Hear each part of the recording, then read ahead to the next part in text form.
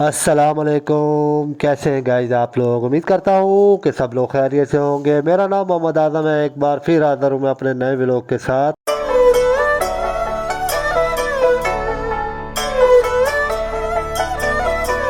तो गाइस बताएं आप लोगों को मेरी वीडियो कैसी लगती है। अच्छी लगती है तो मेरी वीडियो को शेयर करें, लाइक करें और मुझे सब्सक्राइब करें।